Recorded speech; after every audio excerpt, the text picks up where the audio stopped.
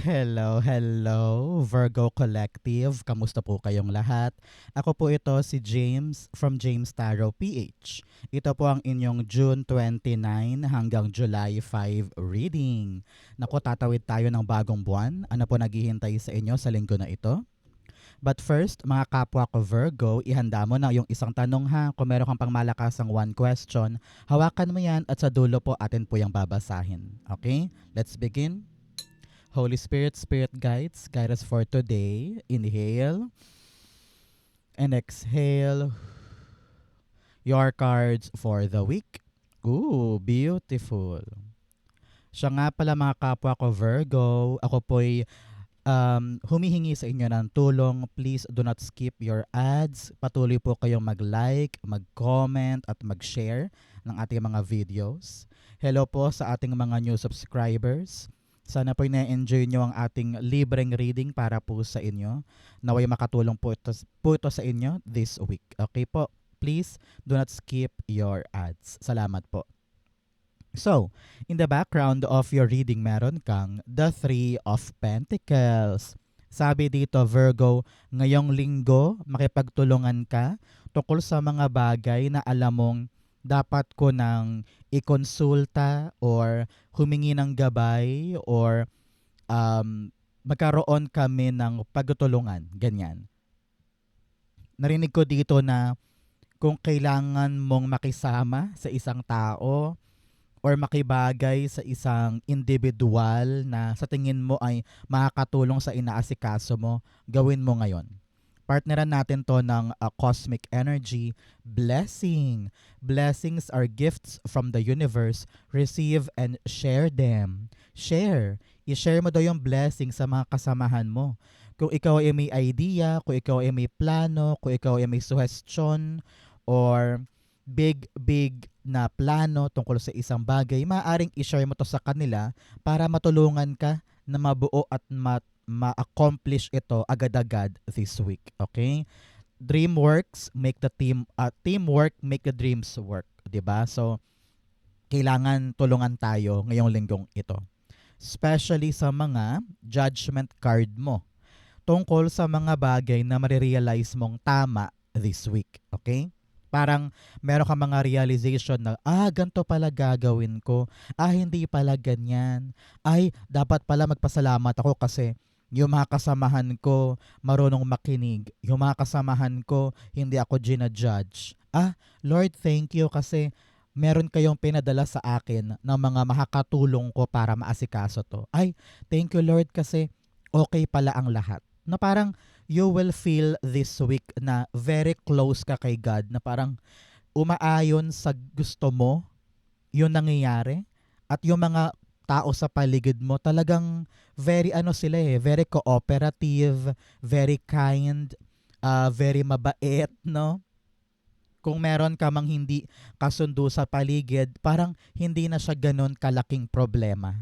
Ngayon parang mataas yung trust mo kay God na parang okay, this will happen, this will make my dream work, this will make my goal work.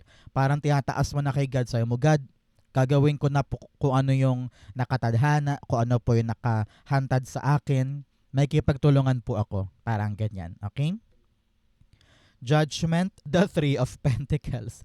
3, 3, 3. Naku naman, sabi dito, meron po kayong namayapang kamag-anak sa kabilang buhay Virgo na binabantayan ka ngayon. No? Na kahit na namayapa na sila, ay talagang pinoprotectionan ka pa din. So mamaya magtirik ka ng kandila o magpasalamat ka para sa kanilang guidance, love, and protection. Naku, napaka-blessed mo. Okay? So, si Three of Pentacles here, tulad ng sabi ko kanina, lagi mong isipin na hindi ko to kayang gawin mag-isa. Naku, tayo mga Virgo, ganyan tayo. We always do things on our own. Kasi nga, mas tahimik, mas maayos, mas may sistema kapag tayo lang gumagawa. Pero lagi mong isipin, mas magaan, mas madali kapag maraming utak at maraming kumikilos tungkol sa ginagawa mo. Okay? So, be open to other people. So mga Virgo, kamusta ka na ngayon, no? Anong ginagawa mo today? Ano ba yung mga problema mo ngayon na gusto mo nang masolusyonan, gusto mo nang maayos? Ano yung mga concern mo? Isulat mo sa baba, pag-usapan natin 'yan. I-manifest natin nang sa ganun ma-solve na. Okay? In the area of what you need to focus on, meron kang the Page of Pentacles. Sabi dito, mag-focus ka doon sa nag-iisang bagay na alam mong promising sa'yo. Example, ngayong linggong ito, mag-focus ka sa paglinis ng garden. O kaya this week, mag-focus ka sa pagtatapos ng dokumento. O kaya this week, mag-focus ka sa pag-convince sa kliyente or pagtapos sa proyekto. Meron kang isang malaking bagay this week na kailangan mong tutukan. Alam ko meron kang patong-patong na gagawin, pero sabi dito, akala mo lang mahirap yan, pero pag ginawa mo na, ay kaya ko pala. May mga tutulong pala sa akin. Ang kailangan ko lang maging open and mahigets ko na din this week kung paano ko to mamaniobrahin. Parang ganun eh. So, wag mong katakutan na hawakan or asikasuhin yung isang bagay kasi kaya mo naman. Okay? Saka maabilidad tayo mga Virgo. Hindi ko binubuhat ang bangko natin. Pero ganon tayo, likas tayong maparaan, analytical, likas tayong perfectionist, no? Kaya kayang-kaya nating panghawakan yung mga bagay-bagay. Nag-overthink lang tayo madalas, kaya parang nahihirapan tayong ituloy. Lagi mong isipin, blessing to, pagkakataon to para sa akin, kaya kailangan ko ng asikasuhin. Page of Pentacles, the Seven of Wands. Si Seven of Wands dito, Virgo, sinasabi ng yung spirit guides na maraming magulo sa paligid. Pero itong nag-iisang bagay na to, kailangan nakatutok tayo dyan. Okay? Isarahan mo muna ang sarili mo laban sa mga distractions, laban sa mga asungot sa paligid or temptation. Maglagay ka muna ng barikada ngayon or boundary para walang mangialam and also para walang magulo. Sabi ko kanina, makipag-cooperate ka sa mga taong makakatulong sa'yo dito. Pero sarahan mo ang sarili mo laban sa mga panggulo. Halimbawa, labis-labis na panonood sa YouTube or Korean novela or yayayain ka ng pinsan mo mag-inom or yayayain ka ng kapatid mo lumabas. Kailangan alam mo yung priorities mo. Yun ang kailangan mo ipaglaban at humindi ka muna sa mga hindi kailangan unahin ngayon. Lumapit ka sa mga taong mapagkakatiwalaan na makakatulong sa'yo para ma-accomplish ito. Okay? Ganun kasimple yan. Ipaglaban tong blessing na to, tutukan mo yan, dapat nandyan lang yung atensyon and win this, ipanalo mo to. Okay? So mga kapwa ko Virgo, tanungin kita ngayon, ano yung best quality ng mga Virgo na hindi naiintindihan ng ibang tao? Ako, unahin ko na yung sa akin. As a Virgo, hindi nila magets na lahat ng ginagawa ko for the day ay nakaplano. Na hindi ako pwedeng spontaneous, hindi ako pwede na bigla-bigla magbabago yung plano ko sa maghapon. Example, maghapon ay may trabaho and then after trabaho may reading na ganito. Hindi ako pwedeng yayain bigla na lang na parang, uy, labas tayo dito, punta tayo dyan. Kailangan nakaplano yan. Ayoko rin ng tinatawagan ako sa phone. Parang i-chat mo na lang, tapos saka ko babasahin pag ready na akong basahin. Parang ganun eh. Those are the Virgo things na characteristic ko na hindi maintindihan ng iba. Ikaw, ano yung quality mo as a Virgo na hindi magets ng iba? Pero ikaw, parang normal lang sa atin to. Comment down below po. In the area of what you need, meron kang the Lover's card. Ang kailangan mo this week, set your priorities. Okay? Hindi pwedeng gulo-gulo ang mga schedule natin this week. Hindi pwedeng marami kang ginagawa all at once. Naku, panahon talaga to para mag-focus tayo sa isang bagay at kailangan malinaw sa atin kung gaano siya dapat matapos, maayos, mabuo this week. Okay? Narinig ko rin dito kung meron kang gagawin tapos yung iyong kamag-anak or lover or partner or anak or magulang ay parang hindi nila gets kung anong gagawin mo, kung ano tong pinaprioritize mo, ipaunawa mo sa kanila. Mas magandang merong kaliwanagan sa bawat miyembro ng pamilya para hindi ka na maharangan sa mga gagawin mo. Okay? Importante yan. Lovers, the Four of Pentacles. Alam mo dito, si Four of Pentacles, meron kang 4 and 4 here. You are protected. You are guided. Okay, so ligtas ka, safe ka, wala kang problema. Pagdating sa yung protection, ikaw ay talagang heavily guarded by your spirit guides and angel guides. So, congrats. Okay? So, si Four of Pentacles here, sabi dito, panahon na para isipin, Virgo, kung ano yung valuable sa hindi. Ano ba yung mga bagay na kaya mong panindigan, kaya mong akuin, kaya mong paglaanan ng iyong responsibilidad. Yan. Sabi dito, hindi mo kayang yakapin lahat. Hindi mo kayang asikasuhin lahat. Piliin mo ngayong linggo yung kayang-kaya mong gawin. Nang sa ganun, hindi ka mahirapan, hindi ka mapagod, hindi ka ma-burnout, at hindi ka mawala ng gana. No? Parang sabi dito, pick one thing at a time. Hindi pwedeng lahat yan gagawin mo ng sabay-sabay. Focus ka lang sa isa para magets mo na, mas madali pala pag ganito. Okay? So, make sure na you know kung ano yung mga niyayakap mo. Alam mo yung valuable ngayon sa hindi. Okay? May mga inaasikaso kasi tayo sa pang-araw-araw natin na parang nakakasagabal sa atin or excessive na hindi nakakatulong sa mga mas importante. Okay? In the area of what's affecting your current energy, meron kang the Six of Swords. Ngayon, ready ka nang gumalaw or umalis or lumayo sa mga bagay na marirealize mo. Example, meron ka ng lalayuan, meron ka ng bibitawan, meron ka ng susukuan na isang bagay kasi narinig mo or na-realize mo na ay parang hindi na workable, ay parang hindi ko na dapat mo nang unahin yan ngayon. This week is really a monumental time for you, no? Well, for all of us, na parang mas uunahin natin yung mga bagay kung saan meron tayong blessing, no? Parang mas uunahin natin yung kapaki-pakinabang kaysa magtiis tayo sa isang bagay o sa isang tao na nagpapabagal sa atin o nagpapaburo sa atin. Ngayon, sabi mo, ayoko na, move on na ako, larga na ako, layo na ako kasi parang wala na ako mapapala eh. Parang mahirap na, toxic na, magulo na, move along na ako. Kukunin ko na or sasagutin ko na or tatanggapin ko na yung isang bagay na alam kong para sa akin talaga. And I will commit myself to work with these new people. These new people talagang matrabaho, magaling, mahusay, tapos swak ka sa kanila. Parang ganun eh. Tingnan mo, dito ka pumupunta sa kanila dahil alam mong sila yung nararapat mong samahan. At sila yung makakatulong sa'yo this week para maasikaso yung dapat maasikaso. Okay? Six of Swords, meron kang the Ten of Pentacles. Yes. Ngayon, parang nag-aano ka na eh. Nag-iisip ka na ng mga bagay na long term.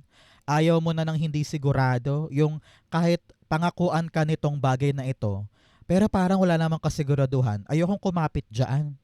Ayokong umasa dyan. Ayokong i-angkla dyan yung pangarap ko sa buhay kung wala namang assurance, di ba? So ngayon nag-iisip ka at naghahanap ka ng mga bagay na long term, may assurance, may specific na pangako, merong mapanghahawakan, no? Yun tatagal talaga ng pangmatagalan sa buhay ko. Ayoko na ng temporary, ayoko na ng paandap-andap, ayoko na ng may update ngayon, bukas wala. Meron ako maririnig ngayon, sa isang linggo, wala. Parang ayaw mo na ng ganun eh. Ayaw mo na ng restlessness. Ayaw mo na ng may pangamba or may takot or may duda or may agam-agam.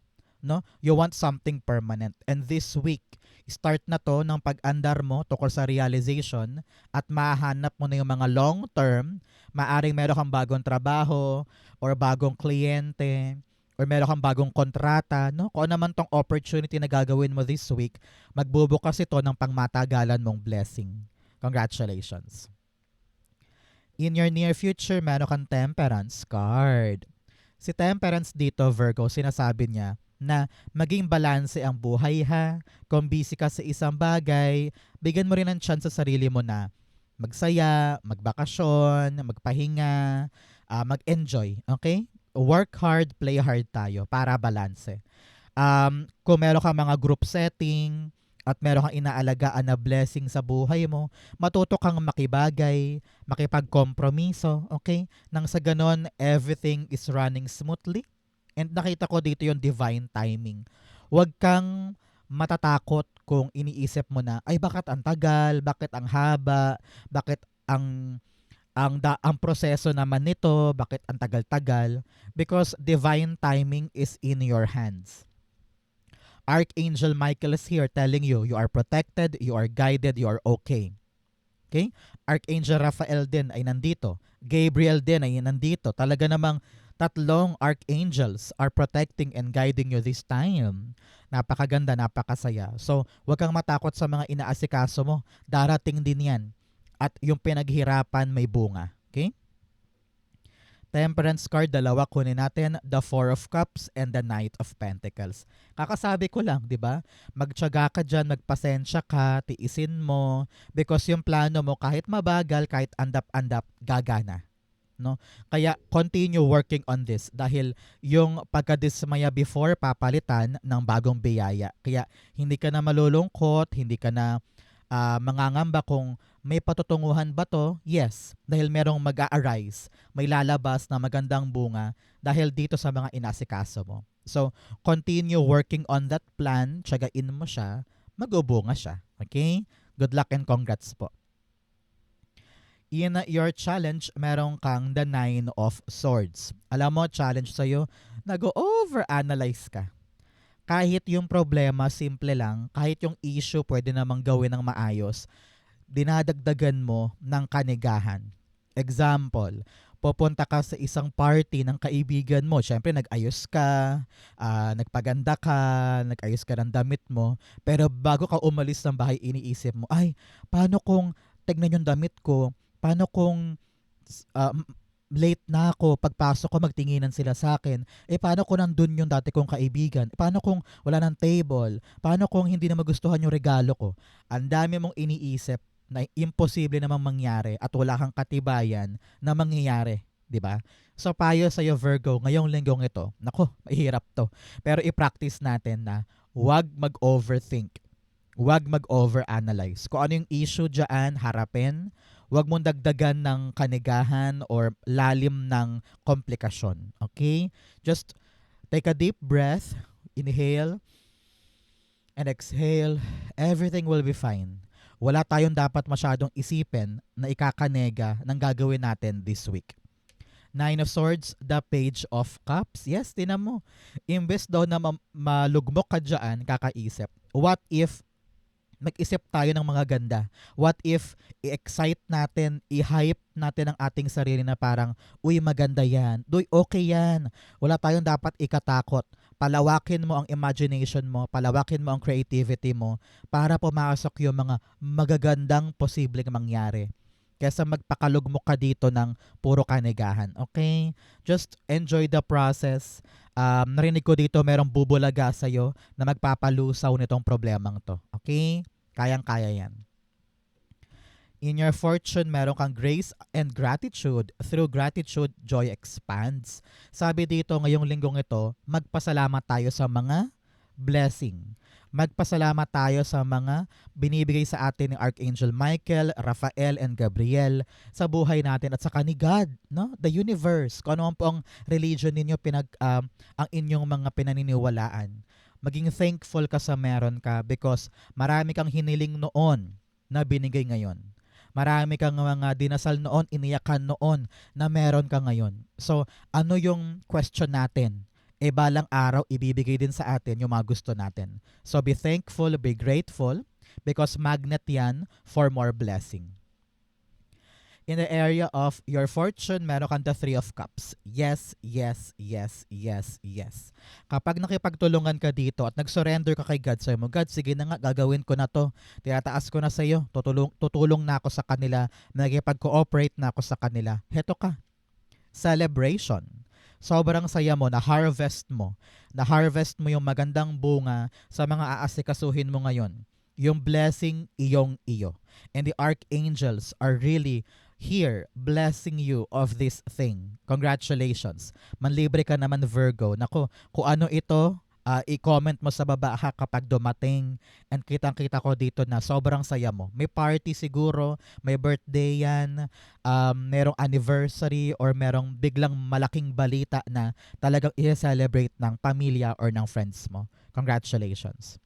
The Three of Cups, you have the Six of Wands. Yes, wow, you are the chosen one. Wow.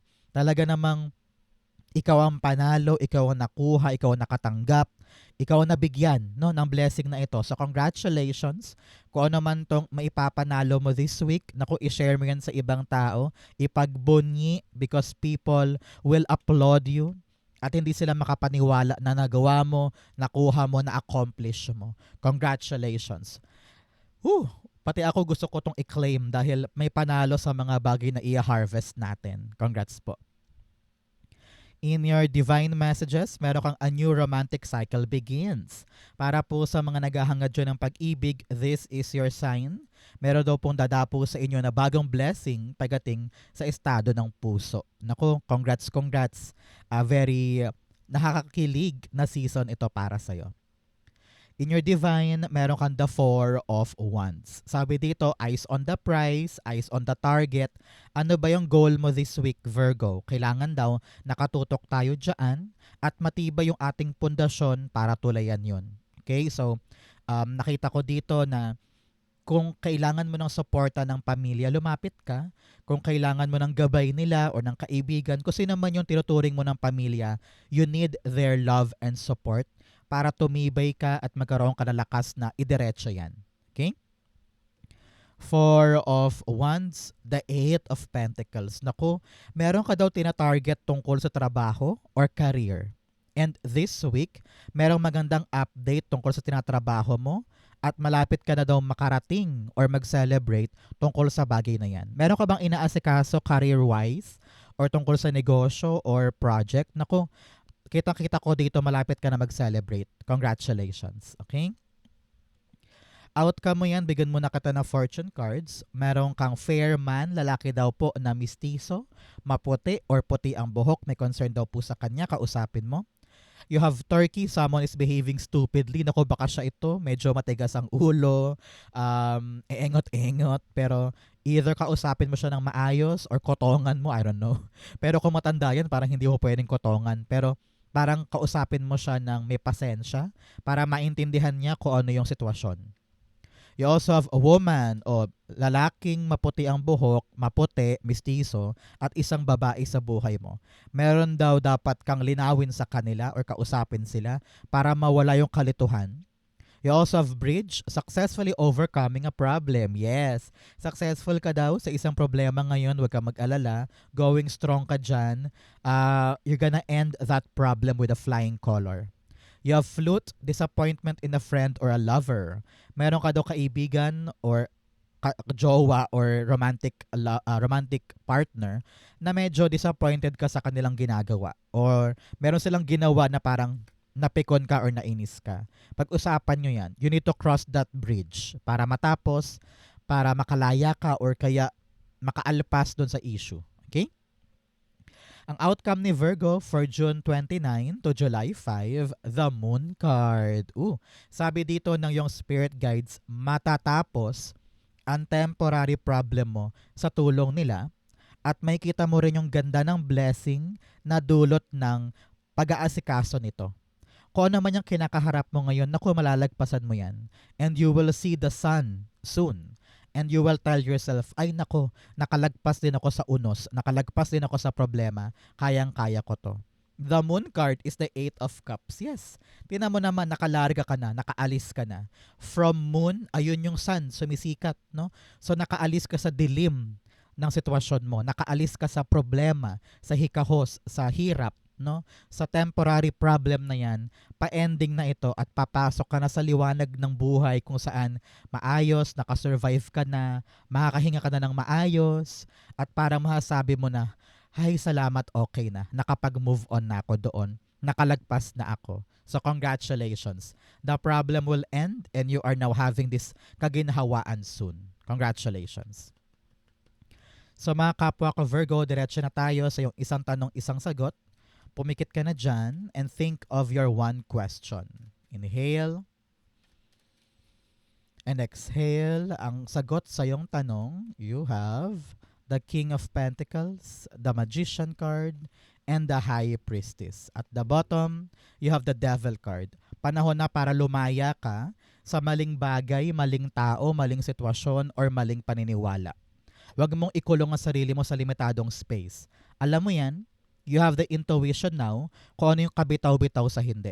Ngayon panahon na para i-build yung future para sa'yo. Well, all of these cards are major arcana. Ibig sabihin yung question mo, malaki ang epekto sa buhay mo moving forward. Okay? Sabi dito, kailangan ay panahon na para tiyakin yung sigurado, yung pangmatagalan, yung permanente, at yung talagang lalago. No? Huwag kang papayag na naharangin yung mga bagay na alam mong kaya mong ipundar for a very long time. Here, you have the magician, you can make it. You can make it possible. You have the ability para gawin, buuin, trabahuhin. Kaya huwag kang magpakadena, huwag kang magpatali. Okay? In here, use your full potential. Alam mo sa iyong sarili na kaya mo to. Alam mo sa iyong puso na magagawa mo to. Na magkakaroon to ng magandang bunga na effective sa akin for a very long time. So, tanungin kita ngayon, ano ba yung humaharang sa question mo? Ano ba yung mga tumatali sa'yo para hindi ka makagalaw at makalarga, no? So, yan ang isipin mo ngayong linggong ito. Ano yung humaharang sa akin? Ano yung dapat kong buwagin? Because I can do it, I can make it successful, at may power ako, may ability ako para magawa siya. Okay? The answer is yes. Pero ngayon, buwagin ang dapat buwagin, kumawala ka sa mga dapat mong kumawala na lugar, tao, sitwasyon, ganyan, para magawa mo na to. Okay? Maaring ikaw din to, yung mindset mo, yung isip mo, iniisip mo na di mo kaya, di mo maabot, or di mo magagawa, so baguhin natin yan, para ito yung maganap na for you. Okay? It is possible. Minanifest mo yan. It will come. So, make sure na gagalaw ka ngayon para sa kanya. Okay? So, Virgo, yan po yung isang tanong, isang sagot. Ganon din po ang inyong June 29 to July 5 reading. Saan po kayo naka-resonate? Comment below, babasahin ko po yan. Thank you, Holy Spirit, Spirit Guides, for the clarity and messages for today. Thank you po for watching hanggang dulo. I love you. This has been James for James Tarot PH. God bless everybody.